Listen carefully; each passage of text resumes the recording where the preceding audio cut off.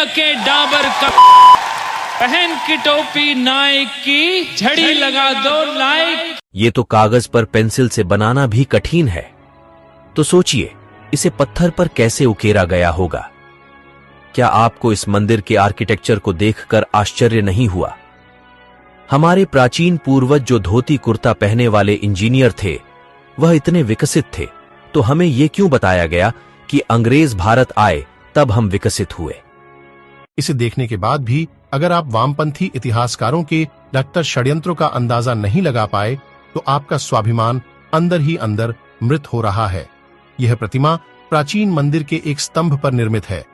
0.5 मिमी व्यास से कम पतली छड़ी को इस प्रतिमा के एक कान में प्रवेश कराने पर 6 का दूसरा सिरा दूसरे कान से होकर बाहर निकल जाता है। क्या आप बता सकते धोती कुर्ता पहनने वाले प्राचीन इंजीनियरों ने यहाँ किस तरह की टेक्नोलॉजी का इस्तेमाल किया होगा? भारतवर्ष के हिंदू मंदिर की भव्यता देखिए। इस मंदिर की मूर्तियों और छत के अंदर जो पत्थर उपयोग किया गया है वह है बेसाल्ट, जो कि पृथ्वी पर सबसे मुश्किल पत्थरों में से एक है। इसे आज की आधुनिक डायमंड इलेक्ट्रॉन मशीन ही काट सकती है, वह भी केवल 1 इंच प्रति घंटे की दर से। अब आप सोचिए कैसे इन्होंने 900 साल पहले इस पत्थर पर इतनी बारीक कारीगरी की है। यहाँ पर एक नृत्यांगना की मूर्ति भी है जिसने हाई हील पहनी हुई है। सबसे ज्यादा अगर कुछ आश्चर्यजनक है वह है इस मंदिर की छत। यहाँ पर इतनी बारीक कारीगरी की गई है जिसकी सुंदरता देखते ही बनती है। मंदिर की बाहर की तरफ जो पिलर लगे हुए हैं उन पर कारीगरी देखिए। दूसरा, उनकी चमक और लेवल में कटाई। मंदिर के प्रांगण में एक नंदी भी है जो भी इसी पत्थर से बना हुआ है, और उस पर जो कारीगरी की हुई है वह भी बहुत अद्भुत है। ये जो फोटो आप देख रहे हो आपके स्क्रीन पर 6000 वर्ष पुराना है। दरबंद ई बेलुला चट्टान में मिला, वह भी इराक में। यह फोटो भगवान राम की है। इस चित्र में एक राजा को दिखाया गया है जिसके हाथ में धनुष और तीर है। चित्र को गौर से देखिए, नीचे की तरफ जिसमें हनुमान जी की छवि दिखाई दे रही है। इतिहास में कुछ तो है जो हमसे दूर है। चेन्न केशवा मंदिर कर्नाटक प्रतिमा के हाथ और कंगन को देखिए। क्या आपको लगता है कि ऐसी फिनिशिंग और बारीक नक्काशी केवल छेनी हथौड़ी से संभव है? ठीक ऐसी ही एक प्रतिमा मंदिर के अंदर है जिसके हाथ में कंगन को आगे पीछे सरकाया जा सकता है, जबकि पूरी प्रतिमा को एक ही पत्थर से बनाया गया है ना अद्भुत? सच तो यह है कि हमारे मंदिर 7 आश्चर्यों की लिस्ट बनाने वालों की तुष्टिकरण की भेंट चढ़ा गया। 1000 साल नहीं, 5000 साल नहीं, 10,000 साल भी नहीं और 20,000 साल भी नहीं।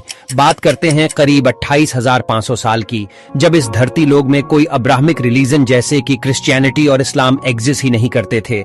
बात हो रही है कल्प विग्रह की। साल 1859 में नेपाल में शिव जी की एक ऐसी सॉलिड ब्रोंज से बनी मूर्ति मिलती है जिसे जब यूनिवर्सिटी ऑफ कैलिफोर्निया में रेडियो कार्बन डेटिंग की जाती है तो यह पता चलता है कि यह मूर्ति करीब 26,000 साल से 28,000 साल पुरानी हो सकती है, जो पूरे हिंदू इतिहास में धरती पर मिला सबसे पुराना लॉर्ड शिवा का आइडल था।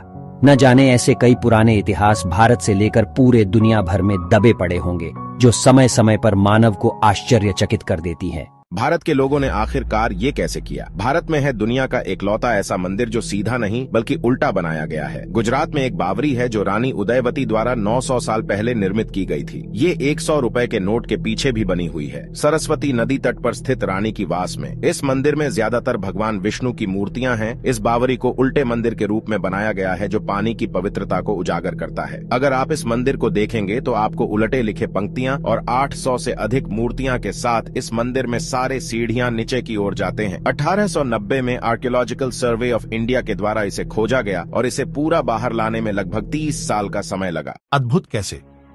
इतना घर्षण रहित तो बेयरिंग लगाने पर भी न चल सकेगा। भारत के मंदिरों की अद्भुत अविश्वनीय कुशल शिल्पकारी एक ही पत्थर को काटकर नक्काशी तक तो ठीक थी, पर पत्थर के अंदर इतनी घर्षण कैसे? मेरे पास शब्द नहीं है, आप ही कुछ बताइए कमेंट्स पर। बस हम और आप कल्पना कर सकते हैं, आधुनिक मशीन भी नहीं कर पाएगी।